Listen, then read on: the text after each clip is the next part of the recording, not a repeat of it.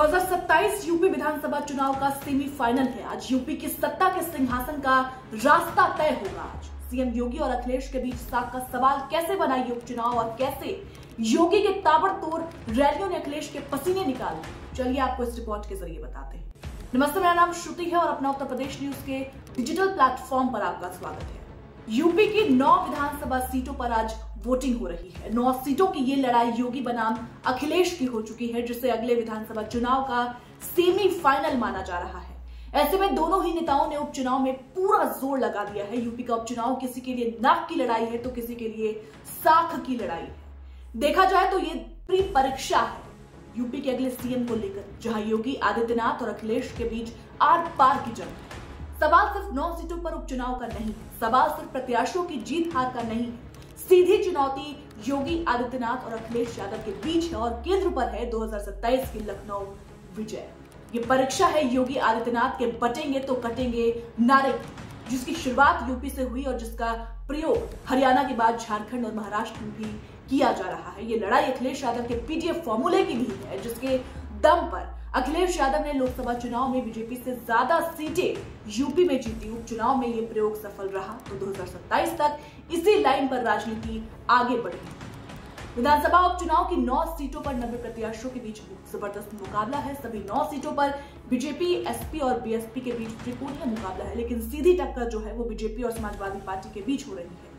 अगर 9 सीटों पर 2022 के चुनाव की बात करें तो 9 सीटों पर 4 सीटें समाजवादी पार्टी के पास थी, जबकि एनडीए के पास 5 सीटें हैं, जिसमें बीजेपी के पास 3 और सहयोगी दलों के पास 2 सीटें हैं। जंग कितनी कांटे की है इसका अंदाजा इस बात से लगा सकते हैं कि योगी ने पिछले 5 दिनों में 15 रैलियां की है, जबकि अखिलेश की 14 सभाएं हुई है। योगी सरकार ने 9 सीटों पर सरकार के 30 मंत्रियों के टीम 30 को मैदान में उतारा है। डिप्टी सीएम केशव प्रसाद मौर्य ने भी सभी 9 सीटों पर एक चुनावी सभा को संबोधित किया। उनका पूरा जोर जो है वो फूलपुर और मंजवा सीट पर रहा। डिप्टी सीएम ब्रजेश पाठक ने भी चुनाव में 9 सीटों पर एक रैली की। मैनपुरी की करहल सीट पर अखिलेश की पत्नी डिंपल यादव ने कमान संभाल रखी थी। साफ है दोनों ओर से पूरा का पूरा जोर लगा दिया गया है। अब मतदाताओं को तय करना है कि वो किस पर भरोसा करते हैं। वैसे यूपी में एक और सीधी जंग योगी और अखिलेश यादव की है, तो वहीं समाजवादी पार्टी को खतरा अपनों से भी है। जी हाँ, इसके अलावा कई दल ऐसे भी हैं जो किसी का भी खेल बिगाड़ सकते हैं। यूपी में भले ही सीधी जंग अखिलेश यादव और योगी आदित्यनाथ के बीच हो, लेकिन यहाँ कई ऐसे फैक्टर हैं जो किसी का भी खेल बिगाड़ सकते हैं। यूपी लोकसभा चुनाव में सबसे ज्यादा चर्चा बीजेपी के अंदरूनी कलह की हुई थी, जिसके बाद दिल्ली दरबार में बैठकों का दौर जारी हुआ, दौर चला। अब ये चुनाव तय करेंगे कि क्या बीजेपी में अब सब कुछ ऑल इज वेल है। वैसे अंदरूनी चुनौती अखिलेश के सामने भी कम नहीं रही। जी हाँ, सीटों को लेकर समाजवादी पार्टी और कांग्रेस के बीच जमकर खींचतान हुई, लेकिन आखिरी में अखिलेश यादव ने 9 की 9 सीटों पर अपने प्रत्याशी उतारने में कामयाब रहे। अखिलेश यादव पहले कांग्रेस ने इसका खुलकर विरोध किया, लेकिन फिर सियासी खेल को समझते हुए कांग्रेस शांत हो गई। लेकिन उसके सामने भी लड़ाई यूपी की खोई जमीन को वापस पाने की है। अब सवाल ये है कि क्या कांग्रेस के नेता समाजवादी पार्टी के प्रत्याशी का समर्थन करेंगे या फिर अंदर खाने कुछ सीटों पर खेल बिगाड़ेंगे।